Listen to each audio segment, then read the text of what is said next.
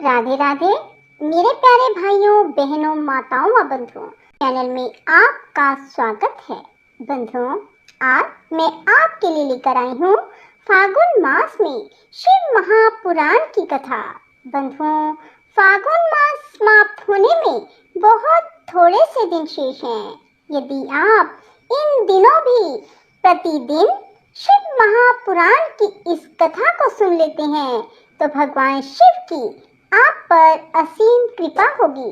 भगवान शिव आपको मन चाहा वर प्रदान करेंगे। बंधुओं, पूर्ण विश्वास सच्ची निष्ठा के साथ ही शिव महापुराण की कथा को सुने और कथा को जब भी सुने पूरी सुने। सुनने के बाद कमेंट बॉक्स में जय शिव शंकर भोलेनाथ जरूर लिखें। बोलो शिव शंकर भोलेनाथ की जय हो। जब सती अपने पिता दक्ष के यज्ञ में आई तब उन्होंने देखा कि भगवान शिव का यज्ञ में कोई स्थान नहीं है, तो सती ने भगवान विष्णु और ब्रह्मा और इंद्र आदि सब देवताओं को भी फटकारा, ऋषि मुनियों को भी कड़े शब्दों से फटकारा। ब्रह्मा जी कहते हैं, नारद, इस प्रकार क्रोध से भरी हुई जगदम्बा सती ने यहाँ व्यथित हृदय से अनेक प्रकार की बातें कही। श्री विष्णु आदि समस्त देवता और मुनि जो वहाँ उपस्थित थे सती की बात सुनकर चुप रह गए। अपनी पुत्री के वैसे वचन सुनकर कुपित हुए दक्ष ने सती की ओर क्रूर दृष्टि से देखा और इस प्रकार कहा, दक्ष बोले, भद्रे, तुम्हारे बहुत कहने से क्या लाभ। इस समय यहाँ तुम्हारा कोई काम नहीं, तुम जाओ या ठहरो, यह तुम्हारी इच्छा पर निर्भर है। तुम यहाँ आई ही क्यों? समस्त विद्वान जानते हैं कि तुम्हारे पति शिव अमंगल रूप हैं। वे कुलीन भी नहीं हैं, वेद से बहिष्कृत हैं और भूतों, प्रेतों और पिशाचों के स्वामी हैं। वे बहुत ही कुवेश धारण किए रहते हैं, इसलिए रुद्र को इस यज्ञ के लिए नहीं बुलाया गया। बेटी, मैं रुद्र को अच्छी तरह जानता हूँ, अतः जानबूझकर ही मैंने देव ऋषियों की सभा में उनको आमंत्रित नहीं किया। रुद्र को शास्त्र के अर्थ का ज्ञान नहीं है, वे उदंड और दुरात्मा है।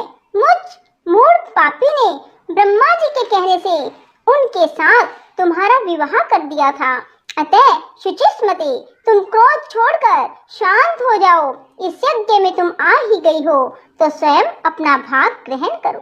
दक्ष के ऐसा कहने पर उनकी त्रिभुवन पूजिता पुत्री सती ने शिव की निंदा करने वाले अपने पिता की ओर जब दृष्टिपात किया तब उनका रोष और भी बढ़ गया। वे मन ही मन सोचने लगी कि अब मैं शंकर जी के पास कैसे जाऊंगी। यदि शंकर जी के दर्शन की इच्छा से वहां गई और उन्होंने वहां का समाचार पूछा तो मैं उन्हें क्या उत्तर दूंगी। तदंतर तीनों लोकों की जननी सती रोषावेश से युक्त हो लंबी सांस खींचती हुई अपने दुष्ट हृदय पिता दक्ष से बोली। सती ने कहा, जो महादेव की निंदा करता है अथवा जो उनकी होती हुई निंदा को सुनता है, वे दोनों तब तक नरक में पड़े रहते हैं जब तक चंद्रमा और सूर्य विद्यमान है। अतः तात मैं अपने इस शरीर को त्याग दूंगी, जलती आग में प्रवेश कर जाऊंगी। अपने स्वामी का अनादर सुनकर अब मुझे अपने इस जीवन की रक्षा से क्या प्रयोजन। यदि कोई समर्थ हो तो वह स्वयं विशेष यत्न करके शंभु की निंदा करने वाले पुरुष की जीभ को बलपूर्वक काट डाले, तभी वह शिव निंदा शमन के पाप से शुद्ध हो सकता है। इसमें संशय नहीं है। यदि कुछ कर सकने में असमर्थ हो तो बुद्धिमान पुरुष को चाहिए कि वह दोनों कान बंद करके वहां से निकल जाए, इससे वह शुद्ध रहता है, दोष का भागी नहीं होता, ऐसा श्रेष्ठ विद्वान कहते हैं। इस प्रकार धर्म नीति बताने पर सती को अपने आने के कारण बड़ा पश्चाताप हुआ। उन्होंने व्यथित चित्त से भगवान शंकर के वचन का स्मरण किया। फिर सती अत्यंत कुपित हो दक्ष से उन विष्णु आदि समस्त देवताओं से तथा मुनियों से भी निडर होकर बोली। सती ने कहा, तात, तुम भगवान शंकर के निंदक हो, इसके लिए तुम्हें पश्चाताप होगा। यहाँ महान दुख भोग कर अंत में तुम्हें यातना भोगनी पड़ेगी। इस लोक में जिनके लिए ना कोई प्रिय है ना अप्रिय, उन निर्वैर परमात्मा शिव के प्रतिकूल तुम्हारे सिवा दूसरा कौन चल सकता है। जो दुष्ट लोग हैं वे सदा ईर्ष्या पूर्वक यदि महापुरुषों की निंदा करें तो उनके लिए यह कोई आश्चर्य की बात नहीं है, परंतु जो महात्माओं के चरणों की रस से अपने अज्ञान अंधकार को दूर कर चुके हैं, उन्हें महापुरुषों की निंदा शोभा नहीं देती। जिनका शिव यह दो अक्षरों का नाम कभी बातचीत के प्रसंग से मनुष्यों की वाणी द्वारा एक बार भी उच्चारित हो जाए तो वह संपूर्ण पाप राशि को शीघ्र ही नष्ट कर देता है। उन्हीं पवित्र कीर्ति वाले निर्मल शिव से तुम द्वेष करते हो? आश्चर्य है, वास्तव में तुम अशिव रूप हो। महापुरुषों के मन रूपी मधुकर ब्रह्मानंद में रस का पान करने की इच्छा से जिनके स्वार्थदायक चरण कमलों का निरंतर सेवन किया करते हैं, उन्हीं से तुम मूर्खतावश द्रोह करते हो। जिन्हें तुम नाम से शिव और काम से अशिव बताते हो, उन्हें क्या तुम्हारे सिवा दूसरे विद्वान नहीं जानते? ब्रह्मा आदि देवता, सनक आदि मुनि, अन्य ज्ञानी क्या उनके स्वरूप को नहीं समझते? उदार बुद्धि भगवान शिव जटा फैलाए, कपाल धारण किए, शमशान में भूतों के साथ प्रसन्नता पूर्वक रहते तथा भस्म एवं नर मुंडों की माला धारण करते हैं। इस बात को जानकर भी जो मुनि और देवता उनके चरणों से गिरे हुए निर्माल्य को बड़े आदर के साथ अपने मस्तक पर चढ़ाते हैं, इसका क्या कारण है? यही कि वे भगवान शिव ही साक्षात परमेश्वर हैं। परवृत्ति और निवृत्ति दो प्रकार के कर्म बताए गए हैं। मनीषी पुरुषों को उनका विचार करना चाहिए।